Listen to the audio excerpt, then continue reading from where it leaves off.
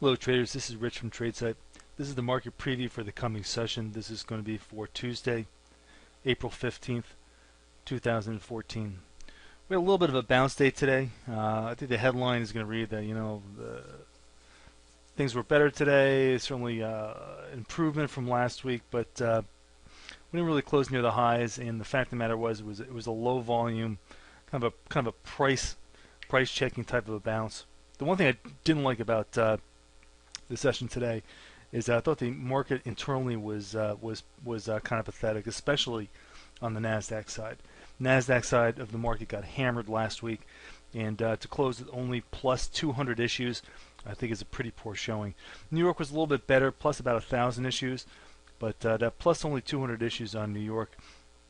I'm sorry, on the Nasdaq side was a real disappointment, I think, for the bulls who were looking for more. So let's put the conjecture aside and let's take a look at the charts and see what they have to tell us. Here's like the NQ futures. The NQs are still below all the major moving averages, except for the 200. We're below all the short-term ones. We're below the 50 and the 10. Still using the zero ace level at 34, 37.5 as support. It was a key area here back in February, and also an area after this little bit of a blip to the downside last December. So this is a pretty important area here, and we need to hang on to this. We're 7 bars down now in the Seeker startup run, so we could definitely see another couple of down days and perhaps even undercut this area before this is done. But at the same time, if we do start to turn up from here, we're going to wind up having kind of an unperfected startup phase to the downside here, and that's going to be actually problematic. So it'd actually be better if we saw some more expansion to the downside, perhaps even a test of this minus 2 ace level at 33.60 area. Here's a look at the Nasdaq futures, just with pure price here. Here's the trend channel that we've succumbed to and fallen back into. But here's the thing. We had a bounce day today, but today was inside the previous day on the Nasdaq side. Don't forget, the Nasdaq side is the side that is driving the market right now.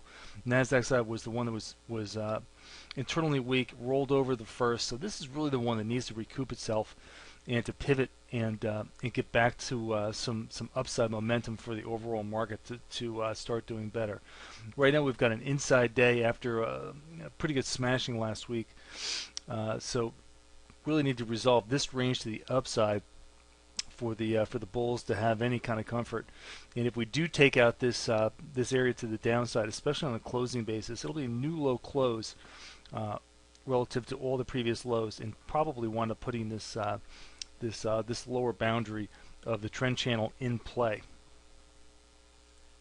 All right, folks, moving on to the ES side of the market, you can see we essentially had that same kind of a day, more or less just inside. We did sweep the high by a tick, but it's really still an inside day here, measure for measure. So really need to break out of this 2-day range to get some resolution. If we do bust out of this, we're gonna have some pretty good resistance up here with the 10 and the 50 period moving averages on our chart are coming in about 1840.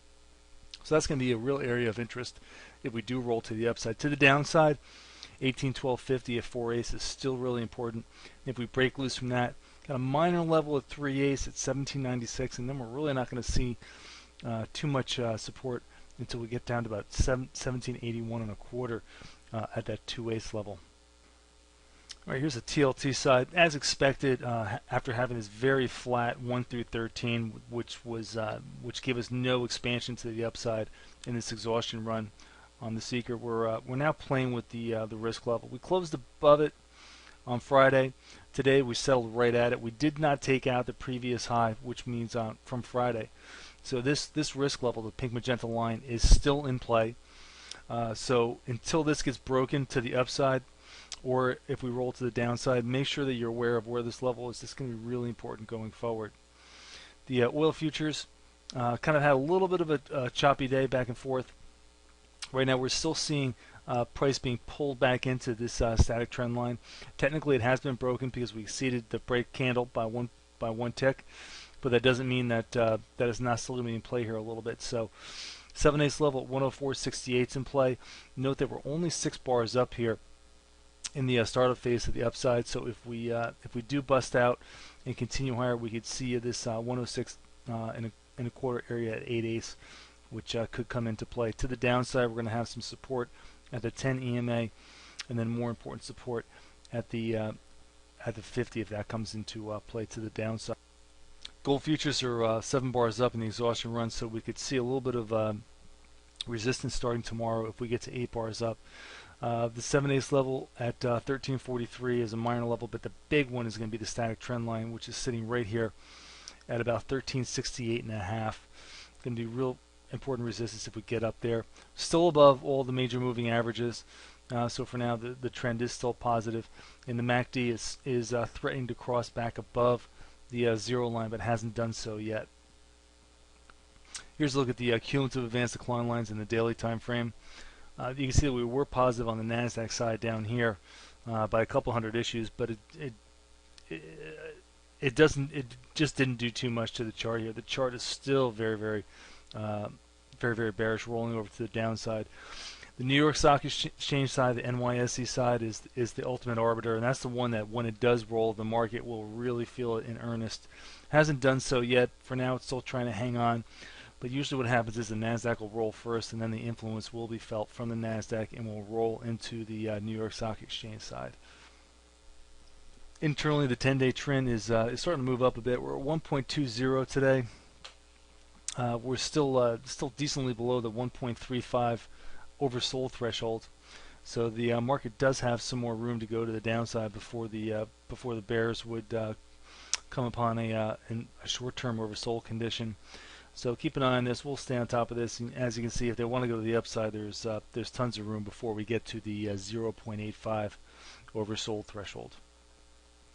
All right, now this chart's kind of telling. This is kind of an important data point here. For the first time in quite some time, we're going to see the BTK underperforming some of the other major averages.